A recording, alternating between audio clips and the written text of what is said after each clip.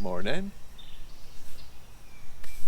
This is a 72-inch flail mower that's just arrived from Titan Attachments.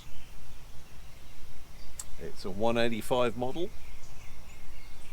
and I'm hoping it's going to make a complete transformation on the top pasture. Let's get unboxing and then we can do the full review.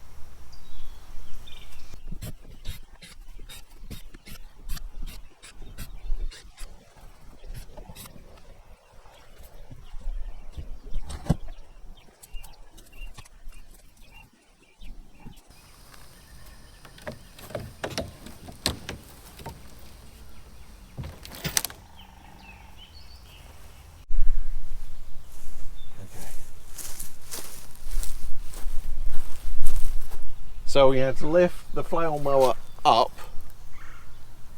using the rear links before we could get under it to find out that the instruction manual was under it all the time with the instructions on how to lift it up, and lateral thinking, I guess. So top hitch connector,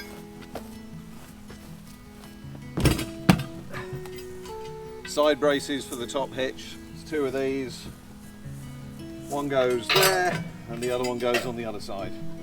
And then PTO shaft inside as well. This is going to be fun.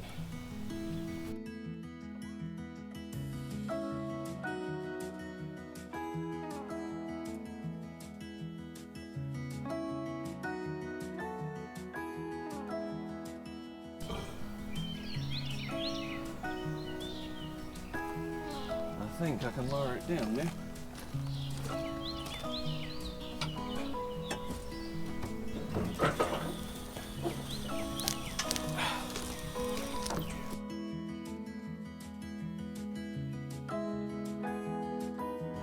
I'm the first to admit when I'm wrong about something, most of the time.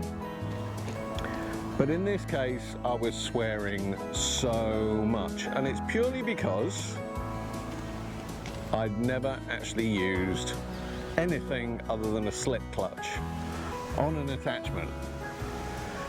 And this beastie comes with a shear bolt. And I didn't realise what the hell I was doing. I'm first to admit that I was a complete muppet. It was total muppetry. So the shear bolt, admittedly it wasn't totally my fault. The shear bolt that was on this unit when it arrived was what's known as an 8.8 grade bolt, and it's probably the lowest standard toughness of bolt that you can get. And obviously Titan Attachments can't afford to give out, you know, spare bolts all over the place. So they just provided the standard 8.8 bolts, and I attached it to the back of the tractor, and because of the torque on this thing, I've got a Kubota M7060. It puts out a lot of torque through that PTO, and it basically snapped the shear bolt. And what the shear bolt's designed to do, by the way, is if when this is, you know, mowing the pasture and it happens to hit a stump or a rock, then if there's not some way to disconnect the drive in an emergency setting, then the unit itself could actually break, and the gear exchange in the middle, the differential, whatever you want to call it, the gearbox, even though it's not actually a gearbox, it's differential. But if that keeps going, once it's hit the rock, then it could break the drive, it could break the belts, it could break the drum. So this little shear bolt breaks and stops all that from costing you a lot of money. So what it ended up being is that shear bolt, and it's on the PTO. So what was happening was the power from the PTO was coming into the machine. The PTO was rotating, but the differential wasn't rotating, which meant that the drive shaft wasn't rotating, which meant that the wheel at the top wasn't rotating, which meant that the belts weren't rotating, which meant that the wheel at the bottom that's connected to the drum with the cutting heads on it also wasn't rotating. So there's me swearing and, you know, calling up Titan and saying, what the hell's going on? You need to send me a new gearbox and the rest of it. And the guy on the other end of the email just basically goes, have you checked the shear bolt? And at which point I just wanted to crawl back into my shell and just, sorry. So Titan, if you're watching, my bad, Muppet.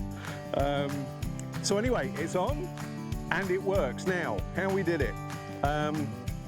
So there's very specific measurements about this bolt that Titan give you. It's meant to be an M8. It's meant to be a 1.25 thread on there.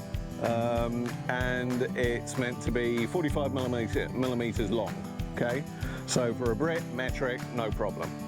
Unfortunately, those are generally only available in stores in 8.8 toughness bolts. So the next one up in terms of toughness is a grade 5 bolt.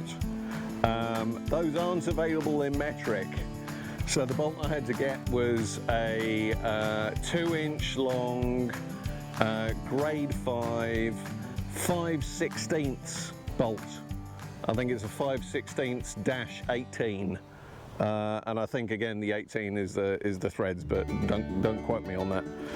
And I found that, and I found the equivalent lock nut.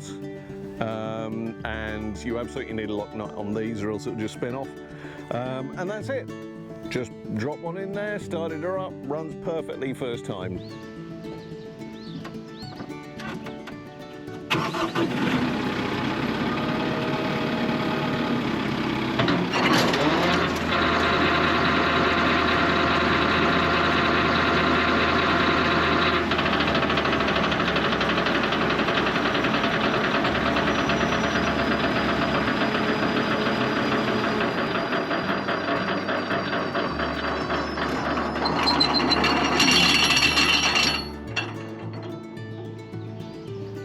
So, yeah,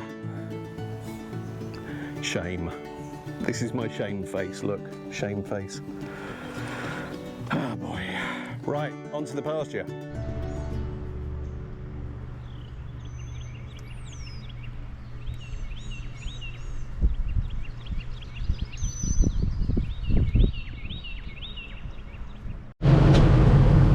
Right, let's start off gentle. See how we go.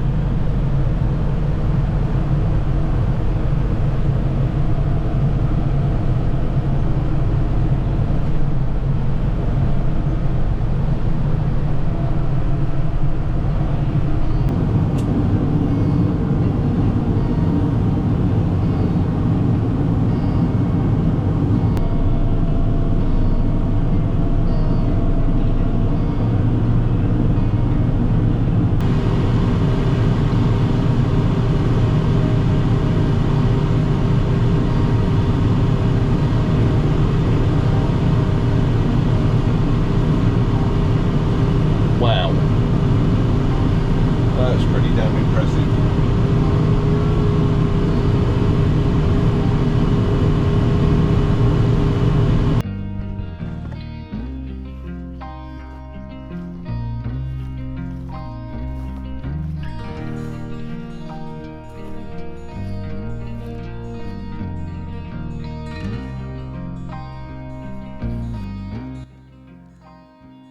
So we just completed doing the top pasture. The Flail Mower performed pretty well. I mean, in comparison to a brush hog, for example, it's a slightly cleaner cut, and you can go down to about 1 inch up there. Obviously, because of the dry conditions, don't want to go down that far. Yeah, I think it's a good unit. Very good addition to the farm. Glad I purchased it. The support from Titan has been great, notwithstanding my idiocy. And yeah, I think from alternatives on the marketplace, for the price point, it does exactly what it says on the tin. So yeah, good addition to the farm. So keep a close eye on the channel. Many more videos to come. I've got loads of attachments that I'm going to be doing reviews on. Some I'm not sure you've seen very many of, just because of the circumstances that we've got here with stumps all over the place and large amounts of drainage needing to be put in. But yeah, stay along for the journey. I think it's going to be fun, and hopefully speak to you all soon.